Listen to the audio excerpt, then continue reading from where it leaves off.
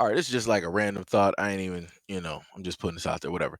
Um, so I was sitting up here thinking to myself, I'm like, yo, if China really wanted to, right? China could actually invade other countries. They have enough people there to literally sacrifice, just to like throw directly on the table to exhaust, the main population of armies that people have. And then they'll just sit up there and come in with the heavy hitters. Like people are not really understanding, in a sense, how strong they really are at this moment in time. And that only increased due to the fact of the inability of America and the government stopping a lot of these corporations from sending jobs overseas, basically enabling and empowering a lot of these other countries who have essentially at this moment in time become what America would consider,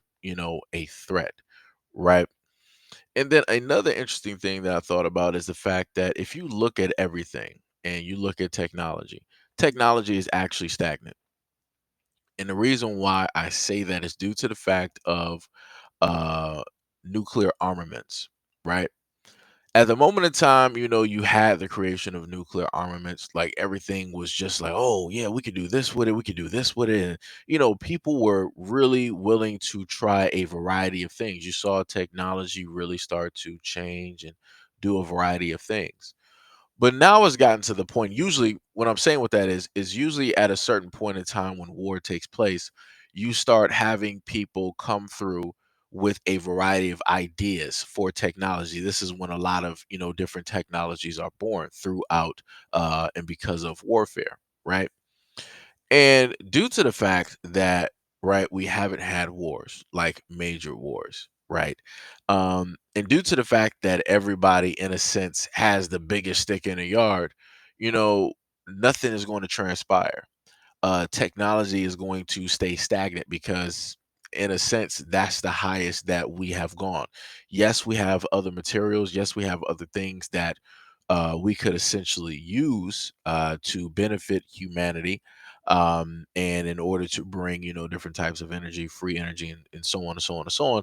But realistically, those things are not going to be found of use because of, quote unquote, the cost, the manufacturing, the producing, whatever.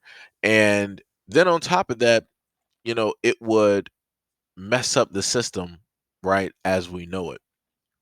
So the governments that be, the powers that be, are not going to release certain technologies because at the end of the day, everything is about profit, everything is about money.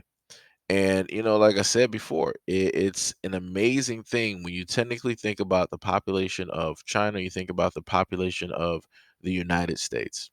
And you think about how the United States spends way more money than anybody else on defense, right?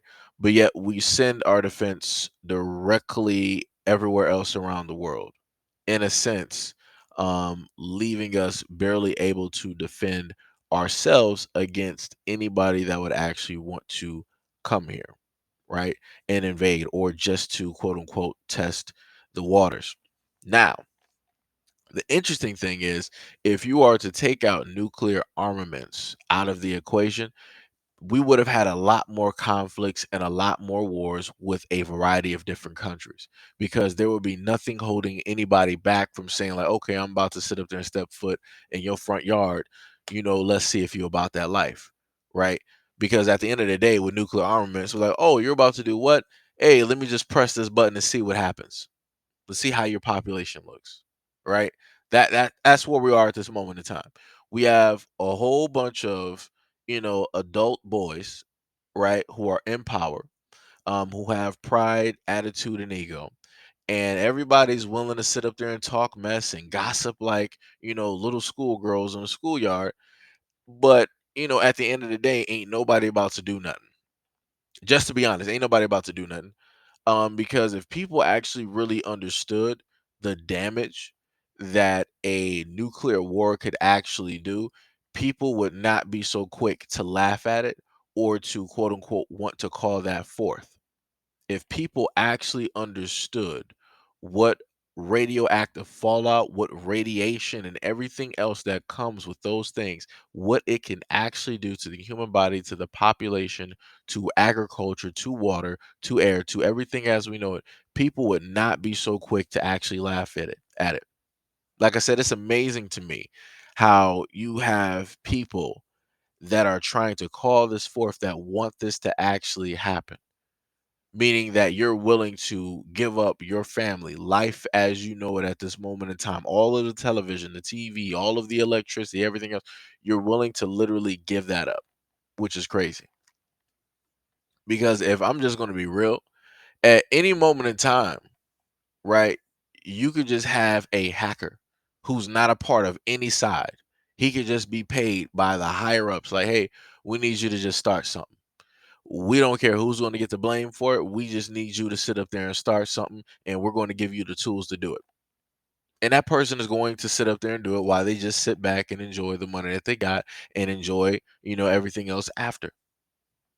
And then everybody else is going to be pointing fingers. Oh, we didn't do it. You probably did it. No, no, we didn't do it, but somebody connected to you. Probably, it's going to be that whole deal. It's going to be mass confusion, mass chaos, which within that chaos is going to, breed fear. Within that fear is going to breed resentment and anger and envy and everything else. And then the conflict is really going to start while everybody else who is making their bets sits directly on the sidelines to see who is actually going to win this war.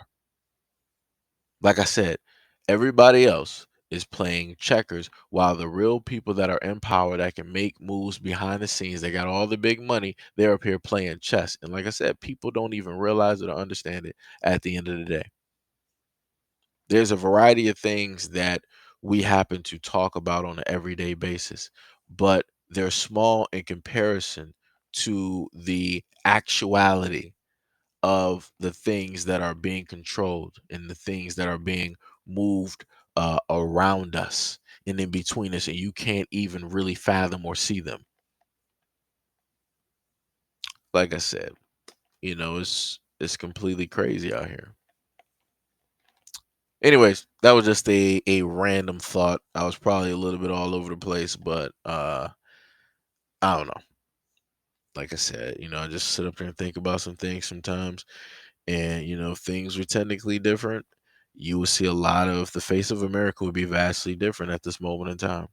A lot of those books that people have read where other countries are basically taking over, those things would have actually came to fruition. They would have. But due to the fact that you have nuclear armaments, this is the reason why nobody is willing to sit up there and be like, all right, we're about to step foot here. Like I said, a war of that magnitude would destroy this planet for centuries. Like the rate of recovery, the depopulation that would happen, the lack of agriculture, the lack of animals, the lack of air, clean air that is going to be there, the lack of clean water, like it's going to be beyond anything people have ever seen, imagined, or could even fathom in this existence.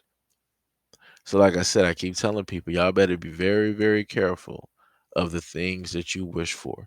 Because when you wish for these things and they come true, you cannot take them back. There is no return to sender once that gift arrives. But, anyways, let me know what y'all think about this random thought in the comment description below. And maybe some other random thoughts that you guys, might have had as well. But, anyways, peace, love, and stay tuned for the next video.